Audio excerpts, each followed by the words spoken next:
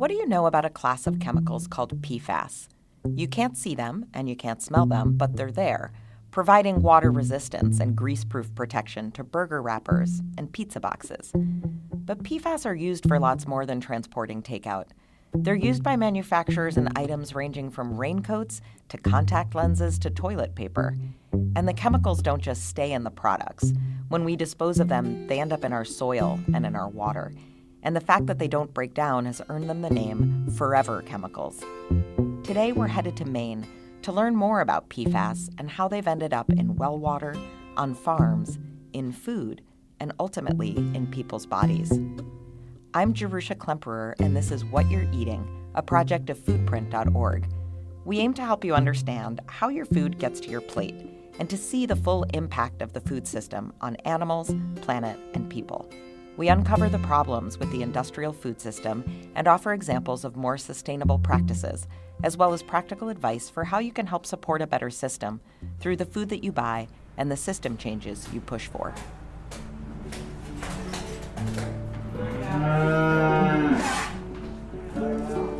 My name is Fred Stone. We are a three-generation dairy farm. My grandfather started milking cows here in 1914.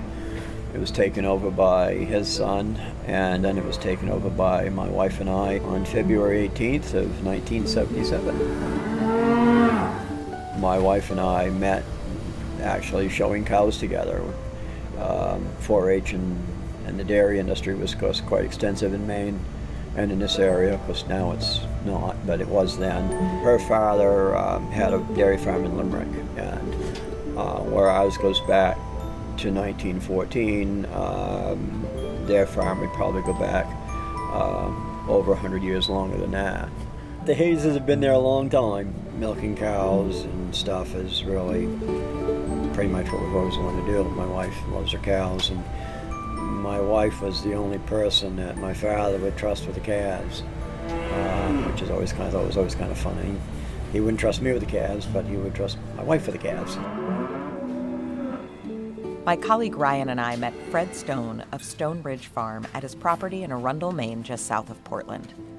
We were there to talk about how the discovery of high levels of PFAS in his well water unraveled his family's life and dairy farm and ended up being the canary in the coal mine for Maine's PFAS nightmare. It has rocked the state for the past 5 years, and the story is still unfolding today. I'm Sarah Alexander. I'm the executive director of the Maine Organic Farmers and Gardeners Association. In 2016, Maine had its first case of PFAS contamination on a farm. So there was some routine well testing that was taking place in southern Maine. I'm not really sure why they initially looked at PFAS. That wasn't necessarily what they were out to do. Again, they were just doing some routine testing, and PFAS showed up. And as they started to trace, well, how did this PFAS get here in this well? It was near a farm field. As they started to trace it back, they realized that it might have been coming into the groundwater from a local farm. PFAS is an acronym for per and polyfluoroalkyl substances, which is a class of chemicals which contains over 9,000 chemicals that contain a fluorinated carbon atom.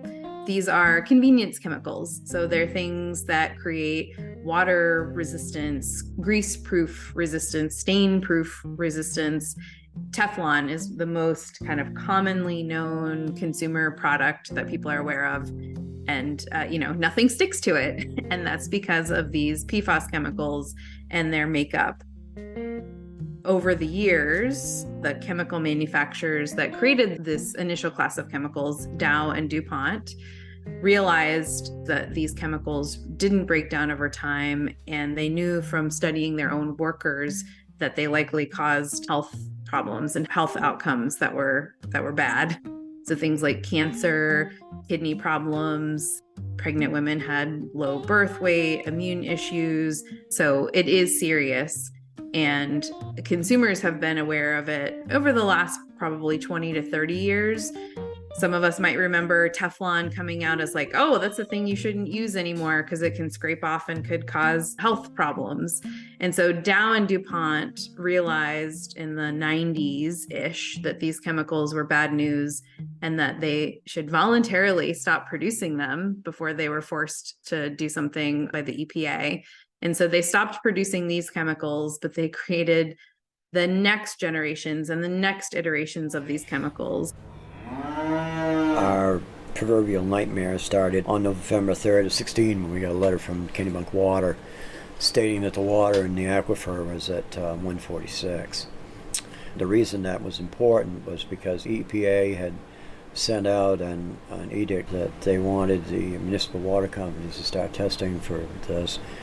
It was not mandatory, it was more of a recommendation. And at that time, the EPA's recommended number was 70. So anything above 70, they wanted the water companies to notify their consumers of their stuff, that, what was going on. They then notified us on, like I said, on November 3rd. And I don't believe that they thought that we would go any further with it, but they were wrong. Our little management team got together. It consisted of myself, my wife, my daughter, my son-in-law, close friend of ours who was a veterinarian, and our general counsel at the time. And we presented him a letter and says, well, here's, what do we do? You have two choices. First choice is you say nothing because the state doesn't test for this, right? Or choice number two, you notify the state and notify Oakhurst, who shipped milk to them for a bazillion years. And that's what we did. And the state of Maine, immediately comes out and runs water samples because they pass, but again, they don't test for this. Oakhurst ran a milk sample. The sample came back on the first week of December, and our milk number was 1,400, which at the time and for a while afterwards was the highest one in the country, I was told. So we like to be first around here for some odd reason. The unit on that milk number, 1,400, is parts per trillion. At a time when the limit set by Maine public health officials for milk with PFOS, a specific type of PFAS, was 210 parts per trillion, and that above that number it should be considered adulterated and banned for sale. Anyway, we got suspended, and we had a meeting with the dairy, and our lender was a friend of the family's, but they are our lender for the farm. And we both all made the commitment that we were going to do whatever it took to try to straighten this mess out, because at that time we didn't know, we were shooting in the dark. We had no clue what was in play. We knew the water was contaminated, but other than that, we weren't sure. State of Maine, in their infinite wisdom, of course, didn't have a clue. And they... I had to laugh. It's not really funny, but they came out and said that they might want to exterminate the whole herd. And I said, that's a hell of an idea. I said, I think what we'll do is we'll take them down to the compost pile. I said, I'll put on my dress whites that I use in my show, and I'll stand in the front row and I'll take the first bullet and you shoot the rest. A week later, I get a letter from the state of Maine about suicide prevention. Can't make this stuff up. Just can't. They eventually found that the point source of the contamination was one of Fred and Laura's largest fields that their dairy cows would graze on. So the Stones started trucking in feed for the cows and continued to test the fields around their property. At the time, and for quite some time afterwards, Fred and Laura were treated as though they were a unicorn, as Fred puts it.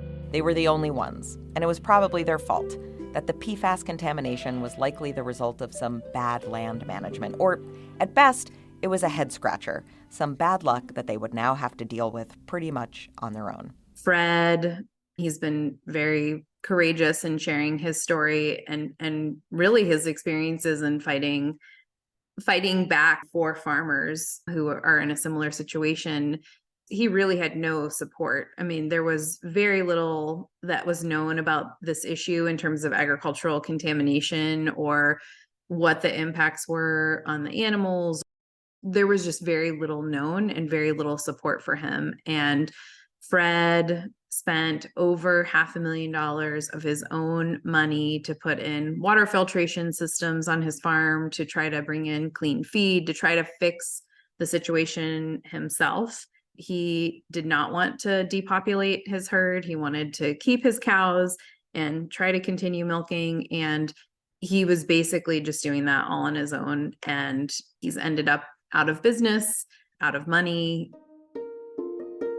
As we started to look at the issue from an agricultural perspective, and as the state started to look at it, the state started to realize, oh, well, if this has a connection to sludge spreading, we've spread sludge in all parts of the state. The state pulled together a task force to look at what have been maybe some of the most likely cases of PFAS contamination and what steps should the state take in order to address those. So we now have a map that the Department of Environmental Protection put together to outline all of the areas that have been issued licenses for spreading sludge previously. So, we have sewage. We got to deal with it. We have wastewater.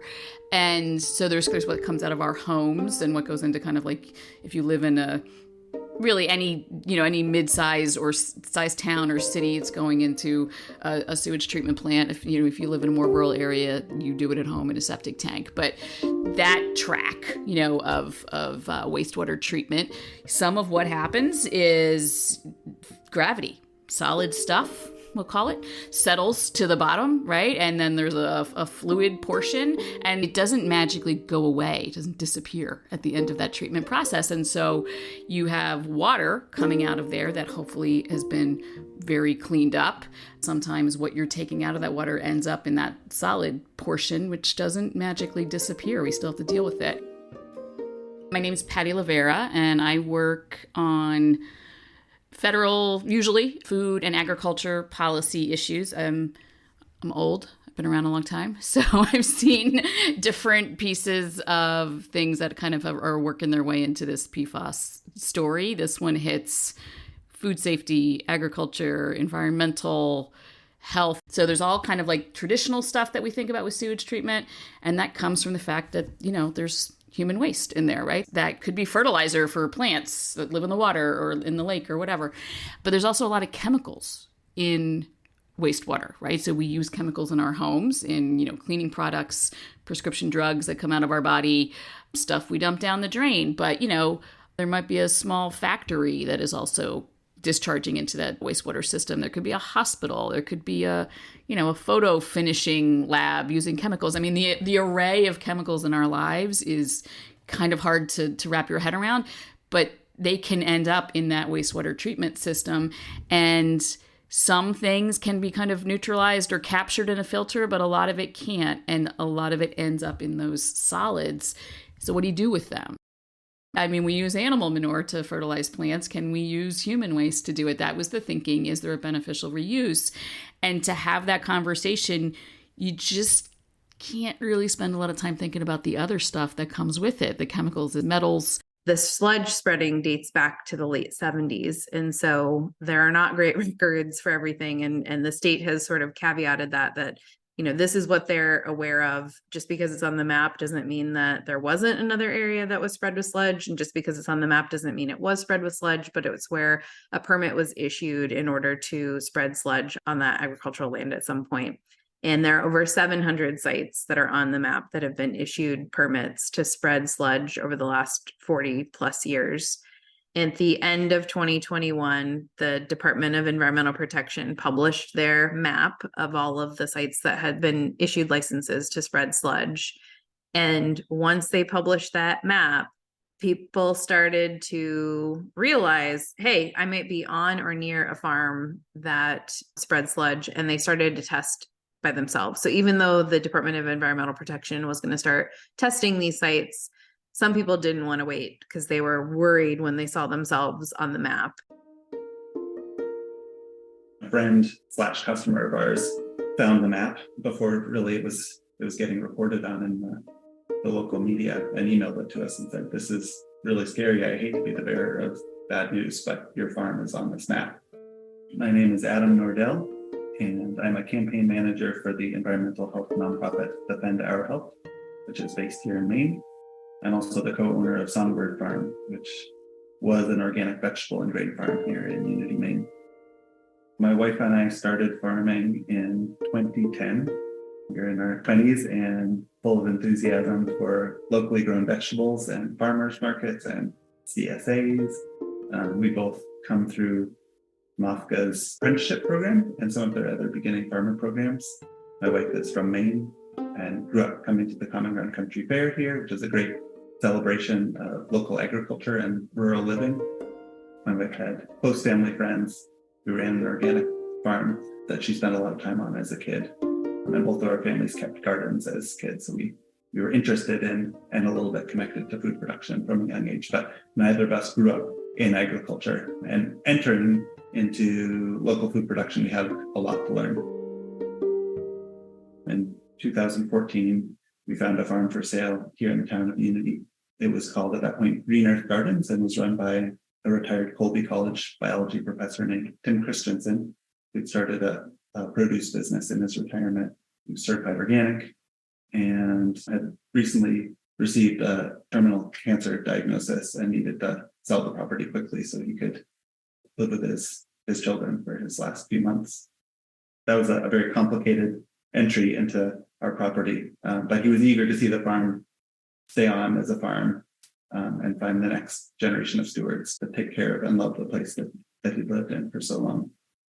So the fall of 2014, we moved in. We'd not been following the PFAS story in Maine, which at that point was centered around impacts dairy operations, but nobody was talking about vegetables. So we'd heard murmurs about PFAS, didn't know what it was, but we got an email that I mentioned from a friend late fall of 2021 indicating that we might have an issue, and we got some soil science consultants out within a week to take samples on our property. They took a sample off of our well, which served as our drinking water supply and also our irrigation water supply. And they sampled our soil and some produce. The sampling process, the laboratory process, takes about a month. So we sat around waiting very nervously for that month. And then the end of December, we got our results back. And our contamination was quite high. Ultimately, that discovery resulted in our farm completely shutting down. The fields are fallow. We've stripped all of our high tunnels. We're not turning over any soil. Our business is dead. And my family is highly exposed to the chemicals. We've been drinking that water for 7 years. We've been breathing the dust. We were prepping a lot of land for grain production, especially. The summers are increasingly dry here, and as we plow and run the disc harrow back and forth, a lot of dust kicks up, and we were breathing that in. Some of our produce was impacted as well, and that was terrible, terrible, terrible information to get. We were a mission-driven farm. We signed up to provide fresh, clean produce to our community, to provide our community with a connection to a place, and to sort of rebuild a sense of hope and stability and our little piece of the vision of sustainability that we all are trying to achieve. And without us realizing it, all of that was completely undermined by some terrible management decisions that were approved in the early 1990s to use sludge as a fertility source. The Department of Environmental Protection is required by the legislature after they put that map out to actually test all of those sites. And they put them into tiers based on the level of risk that they think each site may have. For example, the area surrounding Fairfield, Maine, has sludge that came from one particular wastewater district that was accepting paper waste from a paper mill, and they were coating their paper with PFAS. And the sludge that they were spreading was nearly 50% waste from this paper mill. They prioritized that as a tier 1 area to start looking at. And when you look on the map today, and I hope that people will go look at this map, but you can see the entire surrounding area. This is Fairfield. These are all the wells that have been tested, and the ones that are red dots are ones that are above the drinking water standard. In Maine right now, it's 20 parts per trillion, which the EPA has just come out with a guidance sharing that it's basically going to be non-detect. Like the amount of PFAS that should be in your drinking water should be so low that it's not currently detectable by the testing that is widely available. And so all of these households have their wells that have been contaminated, and that is largely through groundwater contamination from the sludge that was spread there. Now, some of the sludge was spread in the 80s and nothing has been spread since then. But because these chemicals are forever chemicals and they don't break down over time, they're still in the soil and they've leached through into the water. And so it's a continuing and ongoing issue, even if the sludge hadn't been spread recently. So following our initial round of sampling, we reached out to Maine Department of Agriculture, Conservation and Forestry and Maine Department of Environmental Protection, who were as sister agencies are tasked with the investigation of farmland contamination. And Department of Ag came out and tested a whole bunch of our available products. So we had some storage crops, sweet potatoes, squash, onions, garlic, and we had a bunch of grains on hand as well. So they tested those, and those were either all non-detect or basically non-detect, which is to say not impacted. There was clearly an issue of concern in some of our crops, like the leafy vegetables, and some of them looked clean. So initially that was like hopeful news to get. And this is fundamentally really good news for the PFAS crisis. You can produce safe products on even terribly contaminated land. My land is very, very contaminated. There's a range of contaminated soils across the state, and my farm is one of the hot spots. And even on that land, it's possible to produce clean food. That's really cool. It's really good news. It makes me love plants, that grain plants are able to do that. Some of our other crops were able to produce clean products. So initially, the vision was we have to pivot. We have to double down on our grains, which were a majority of our land base, but a minority of our income. Spinach has a higher profit margin than wheat flour does, even if you're selling in the local food economy. But there's something we could do. We could double down on our grains. We could focus on our other low risk crops. We could farm responsibly, thinking about the health and well-being of our customers, not completely uproot our lifestyle and our business, and find a path forward, probably take on some off-farm work as well. And then we got our blood sampled, and our exposure level drove our decision-making from that point onward. That is not a safe place to be working. It's not an active farm on that land is not a safe environment for a child to be growing up in. You could produce safe food, but you could not produce food safely. Thank you. The health issues that my wife, myself, my son, and my daughter have are real. My blood level is 111. Yours should be 2 or 4 on the outside. My wife's is 91, and my son and my daughter's are just under 50. And we have all of the health issues that are associated with them, plus probably some more that aren't. I have full-blown Parkinson's, where I take the meds twice a day and stuff like that, although my neurologist says I do a good job of hiding it, but it's still there. There's no history of Parkinson's in my family anywhere. My wife has onset type 2 diabetes, which is another one of those things that is into that. We both have thyroid issues. My son and my daughter both have thyroid issues, so I know that's part of the things. But there are other things too that issues are involved in. So the the health issues are real. This happened to these farms through no fault of their own.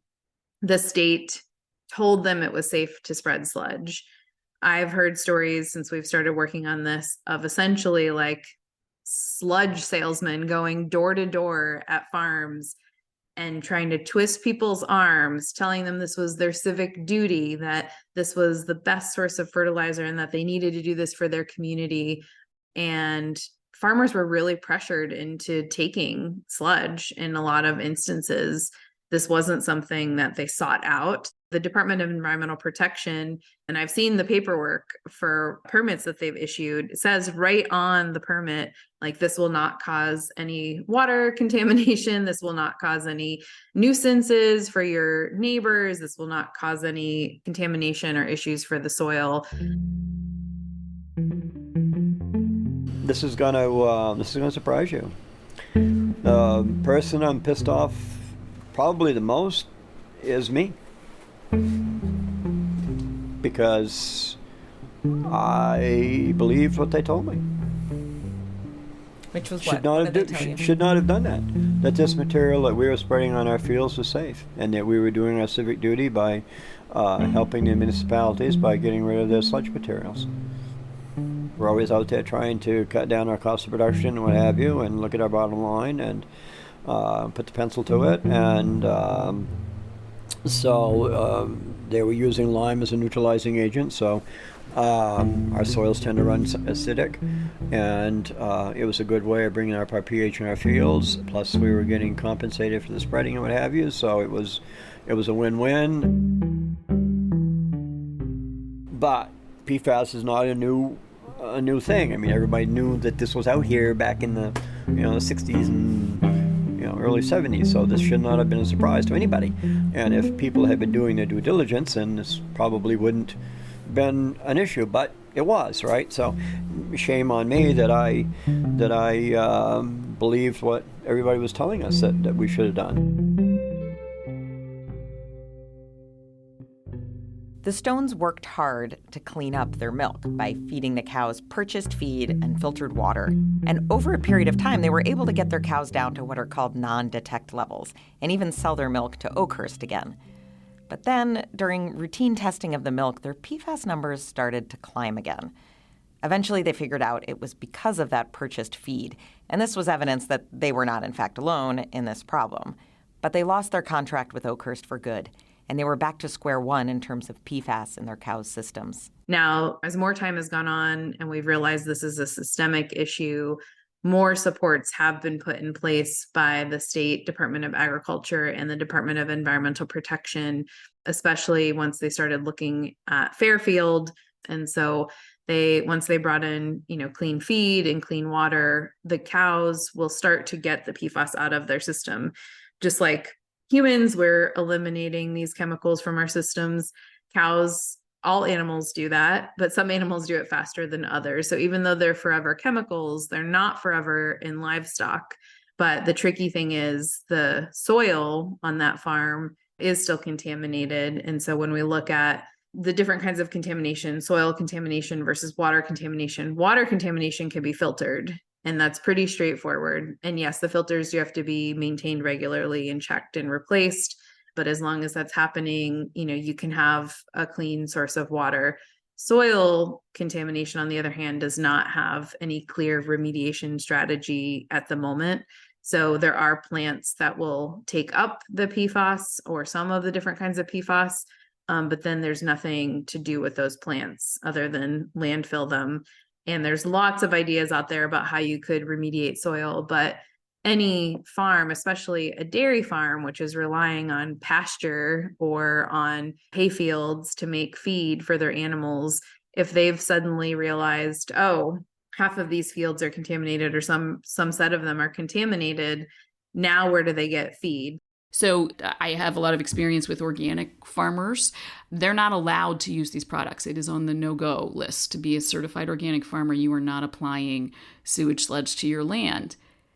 But you may have bought land 5 years ago and then run it organically since then. It takes 3 years. So if you buy conventional land that had been used for conventional agriculture, you have to use organic methods for 3 years before your stuff is allowed to be sold as organic. And that helps in a lot of ways. It helps people learn how to do it. Hopefully it's clearing if there's residues of, pesticides that aren't allowed in organic. Hopefully that's some time for the land to kind of clear those out. But 3 years is not the time frame we're talking about for PFAS to break down and go away. And no one thinks it's a reasonable restriction to put on a farmer to be like, you have to find pristine land that never had anything done to it ever. And that seems to be the time frame we're talking about with PFAS. Right after we discovered our contamination, there was a group of 4 other farms of my generation, my wife and my generation, who discovered similar situations on their properties. So after we had maybe 3 or 4 farms that had just found contamination, we called together a farmer stakeholder meeting with Department of Agriculture and Maine Farmland Trust and Maine Organic Farmers and Gardeners Association. And what was supposed to be a couple-hour meeting to get updates on these farms turned into almost a full day of just listening and hearing what the farms were going through. And so by listening in that first initial session that we had with those farmers, that pretty much laid the roadmap for all of the action that needed to happen moving forward. And so first and foremost was getting a safety net in place for these farms, because many of them pulled their products off of the shelves. And so now they had no income coming in, yet they still had, mortgages and equipment loans and employees and other, obligations. And so we, along with Maine Farmland Trust, raised money for an emergency relief fund to provide direct income replacement support for these farms, with the help of a number of foundations and Erin French from the Lost Kitchen, who is our neighbor right here and sources from many of these farms. She, in the whole effort, helped raise almost $1.5 million for these farmers. And so we've been administering that fund to provide direct income replacement for impacted farms to pay for testing. So the DEP is doing testing systematically, but a lot of farms don't want to wait. They want to do their own testing. They want to know, but the cost of the test is expensive. It could be, $600 to $800 per test, depending on the test. And then let's say you've got milk and spinach and corn and hay, you might have a number of different products that you want to get tested. Compost has become another thing that needs to be tested because it's being sold off farm, moving to other farms. So we pay for testing for farms. We provide wellness support and benefits. And that's another thing that came directly from the farms themselves. So not only is it the immediate stress of the situation that they're in, but these farmers and their families and their workers and the people that are on the farm are the most exposed to these chemicals. So they could be drinking contaminated water, eating contaminated food, working in the soil where they're breathing in contaminated air, and they might have, the highest exposure pathways of any population that's out there. Together, we were able to push the state and to push the state legislature to respond alongside MAFCA, who is very engaged, alongside my current employer, Defend Our Health, who's been working on PFAS, and alongside Maine Farmland Trust and other environmental groups. There was a concerted push to ban sludge shredding outright, to look at impacts of wastewater treatment districts to our rivers and waterways, to ban PFAS-laden pesticides, and crucially, to set up a safety net for impacted farms. So in 2022, we became the first state in the country to ban the spreading of sludge in the state. Can no longer happen here. And we also passed this law on the pesticides to require the chemical manufacturers to register their pesticides to say whether or not they contained PFAS and if they were stored in a fluorinated container, which may have leached PFAS into the chemical. We took those two big steps, and that's in addition to other previous legislation that had been passed in the prior year to phase out all products that contain PFAS in the state of Maine by 2030. Those laws also begin their implementation with a disclosure provision where manufacturers are supposed to tell the Maine Department of Environmental Protection whether the products have PFAS in them, what PFAS is doing in those products, what purpose it's serving, and how much of the chemical is in the product. And that information will allow DEP to start making decisions which products are crucial to the functioning of society and in which the PFAS is serving a currently unavoidable purpose. You can imagine that industry is pushing back very hard against that. They don't want to stop selling PFAS-laden products to us, even if the use is frivolous. Why do we have PFAS in our dental floss? How is that helping anybody? Why do we have PFAS in our cosmetics? Until industry is forced to actually turn off the tap and stop creating these chemicals, stop putting them in our consumer products, and they're not going to do that willingly. We know that, and we're seeing really strong pushback here from the pesticide industry, just even around disclosing whether or not their products contain PFAS. Maine has set an example that we can do this. We have the model legislation that other states can utilize. The state of Illinois has been starting to do testing. They are one of the states that has spread a lot of sludge over the years. Vermont and Massachusetts are considering legislation this year that would create some initial protocols and requirements for testing and looking at getting some supports in place for farmers. So we need more states to start looking, but we need to have a farmer safety net in place. In Maine, we were very fortunate that the state stepped up last year through this bill that we put forward, really based on the farmer feedback, that put $60 million into a fund specifically for supporting farmers, impacted farmers. And we've now introduced a federal bill with the help of the Maine congressional delegation, modeled on that same Maine legislation we passed last year. We're hoping that it will be included in the Farm Bill. It's been introduced by Senator Collins and Representative Pingree, and they're currently looking for co-sponsors. So I encourage everybody to reach out to your members of Congress and ask them to support the Relief for Farmers Hit with PFAS Act, which would put a federal safety net in place so that farmers are not left holding the bag when contamination is found, because it will inevitably be found in other states. If you look for it, you will find it. Yeah, I think Maine is definitely leading by example, and hopefully other states are watching. I think they are. I think there are baby steps towards following Maine's lead in a number of other states. There are PFAS impacted farms that have spoken publicly in Colorado, in New Mexico, in Michigan. There's another PFAS impacted farm in Alaska. And certainly, I hate to say this, but there are many, many more that probably aren't aware of their contamination. All 50 states have had sludge spreading programs. That means there is contaminated soil in all 50 states. Maine is the only state in the nation that has food safety thresholds in place for milk and beef, and then now looking at some of those other crops. We actually had a meeting with the FDA last fall to encourage them to set some standards and to look more closely at this and to not leave this up to a state-by-state approach. Because when we think about this, especially when you think about milk, contamination thresholds are set based on the most vulnerable population and who consumes that the most. And so for something like milk, it's children, and children's developing bodies are also the most susceptible to the impacts of these chemicals within their body. And so there really needs to be a federal threshold and safety standards for PFAS in our food system generally, but the FDA doesn't have a roadmap for action.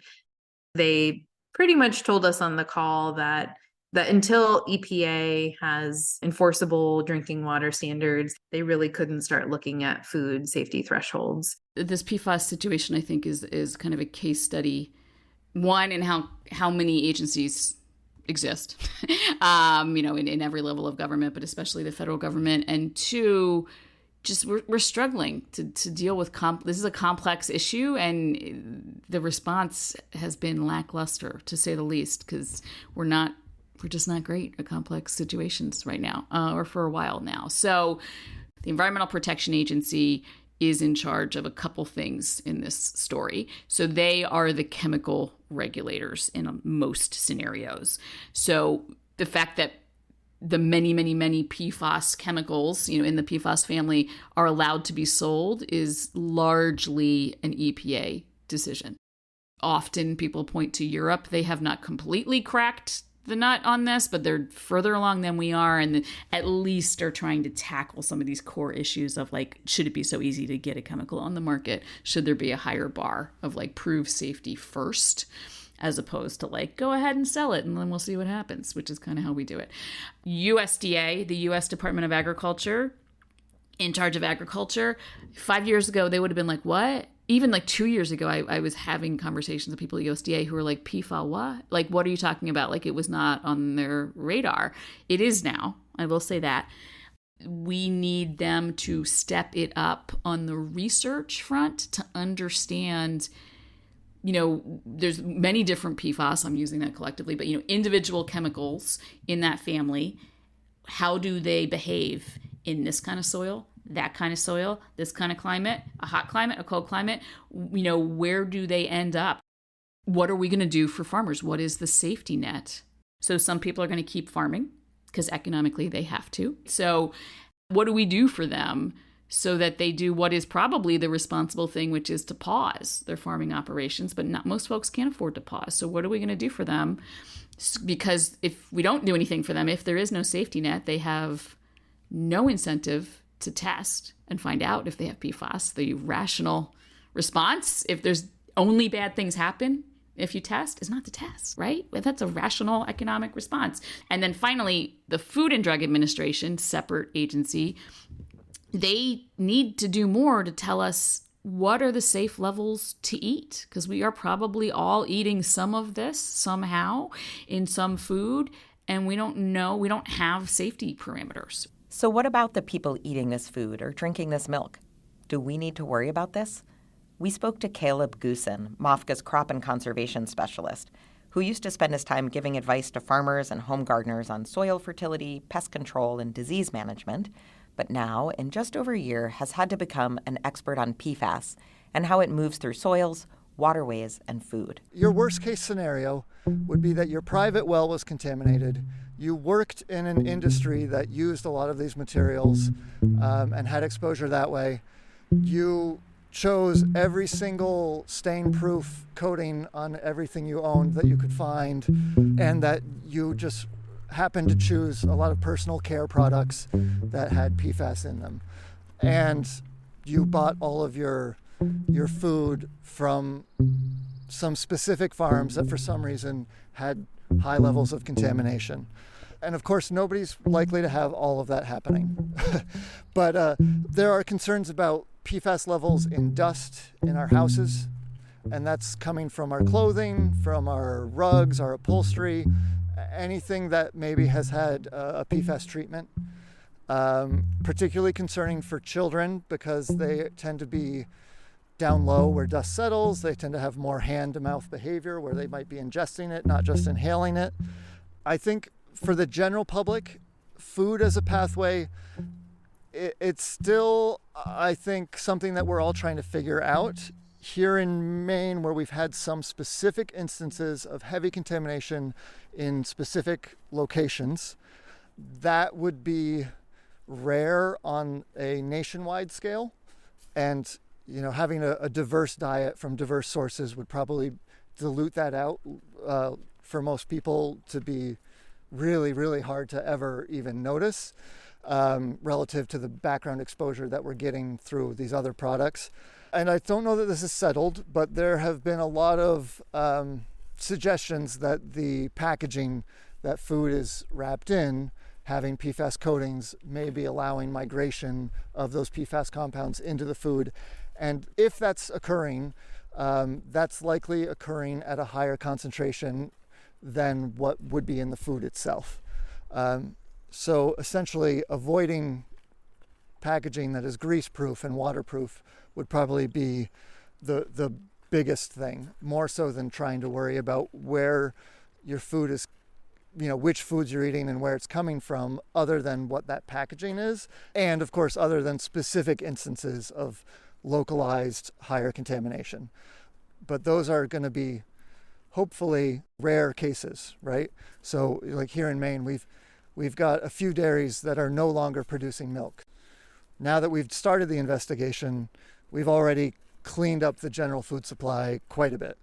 And so the state has already done its investigation of what they classified as tier 1 sites, which were the sites that received the most biosolids and sludge and were expected to be the highest risk for contaminating food supply.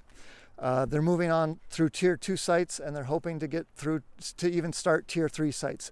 So when I've had folks from the general public ask me about, can I even eat food from Maine? And I sort of say, I'd probably rather eat food from Maine than from elsewhere, because we've started this investigation.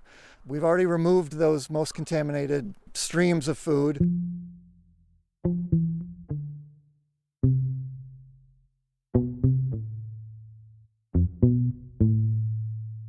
And then the other piece of this, there are a couple of companies that made this stuff, right? The DuPonts and the 3Ms, and a lot of this fight at some point is going to come back to liability. And who pays for what, and then who sues who to get reimbursed for that, what they had to pay. And that is not going to be easy. Is what I'll say. That Superfund is the hazardous waste cleanup law. The core element of Superfund, so the official, I'm going to nerd out and tell you the name of the law that started Superfund, is the Comprehensive Environmental Compensation, Liability, and Recovery Act. And it is, the mechanism of that law is like, yes, somebody pays for the cleanup. Maybe we can identify a private player, maybe the EPA pays, but that there is gonna be lawsuits to get that money back. Like, liability is in the name of the law, because the mechanism is that we are gonna go after like the source of the contamination.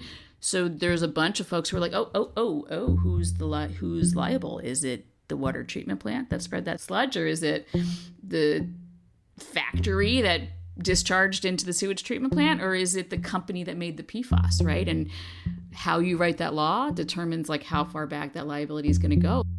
And so for individuals, who do you sue? How far back do you go, and how long does that mean you have to wait? The folks, on these farms, they cannot wait 20 years for this stuff to work through the courts, and you could be talking about that. The question of accountability is such an important one.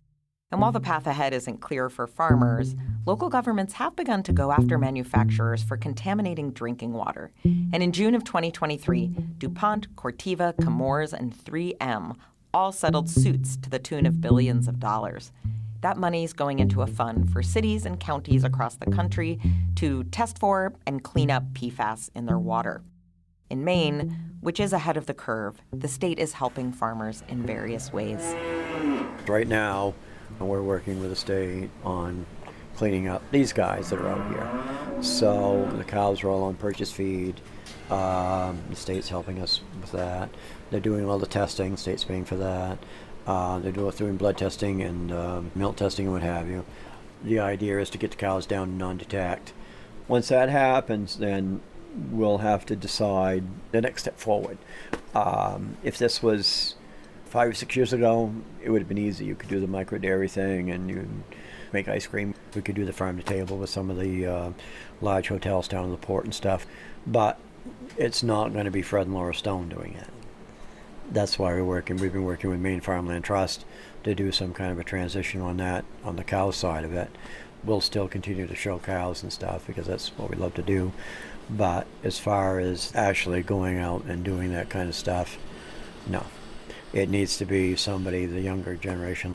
Fred and Laura Stone are just too beat up, banged up, bloodied up, bruised up.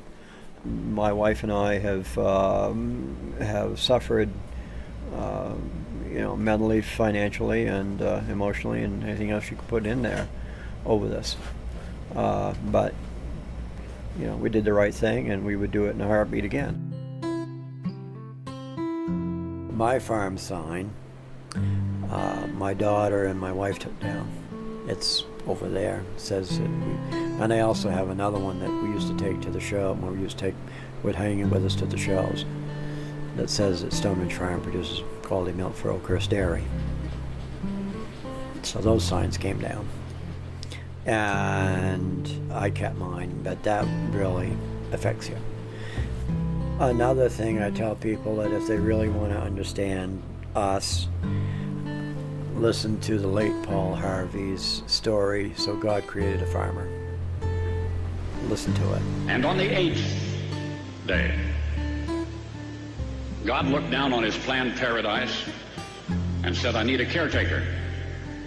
So God made a farmer. God said, I need somebody willing to get up before dawn, milk cows, work all day in the fields, milk cows again, eat supper, then go to town and stay past midnight at a meeting of the school board. So God made a farmer. God said, I need somebody willing to sit up all night with a newborn colt and watch it die, then dry his eyes and say, maybe next year.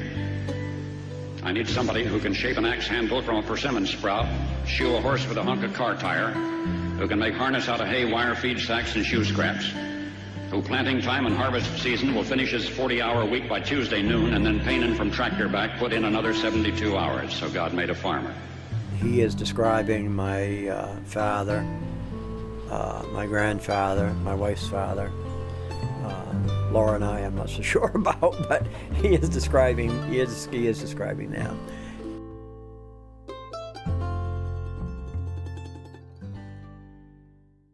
I actually have sympathy for folks who have to run sewage treatment plants. They have to have water come out that's clean and meets federal standards, and they got to do something with this other waste. So the conversation we actually have to be having, and quite frankly, we stink at having as a society, is why are these chemicals going into this place in the first place? I think we're not getting rid of the need for dealing with human waste. So we need to have a pollution prevention conversation about why are we making PFAS? If we need a couple of them, why are we making so many and, using them in such indiscriminate ways? And can we stop that and turn off the tap on this pollution at the top end to make managing something like wastewater at least a little easier? One way to think about it is the web, the spider web. You cannot deal with the problems at the outer ring of the spider web. There's, water, yes, you could filter the water at great expense, but by the time you name all the places this stuff is to eliminate it, just go to the damn center of the web and stop producing it.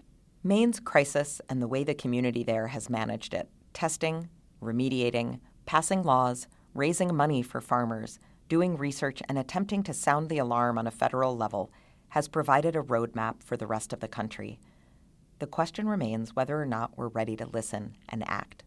The only way I can cope with it is it is an opening to talk about systemic stuff. This is one you are not going to deal with.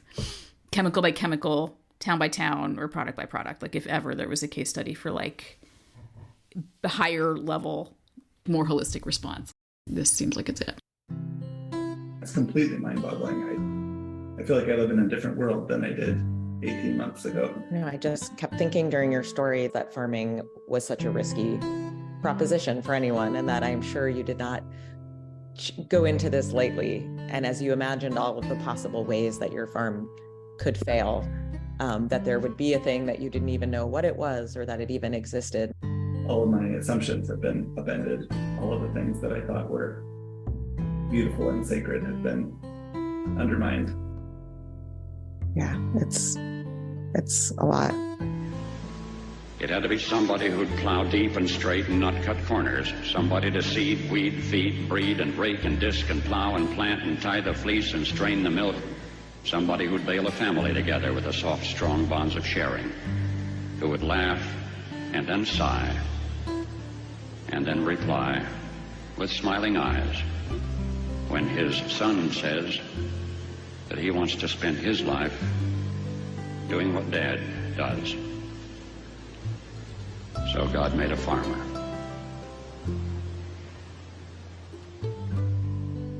What You're Eating is produced by Nathan Dalton and foodprint.org, which is a project of the Grace Communications Foundation. Special thanks to Ryan Nebeker, Patty Lavera, Fred Stone, Adam Nordell, and Sarah Alexander and Caleb Goosen of the Maine Organic Farmers and Gardeners Association. You can find us at www.foodprint.org, where we have this podcast as well as articles, reports, a food label guide, and more.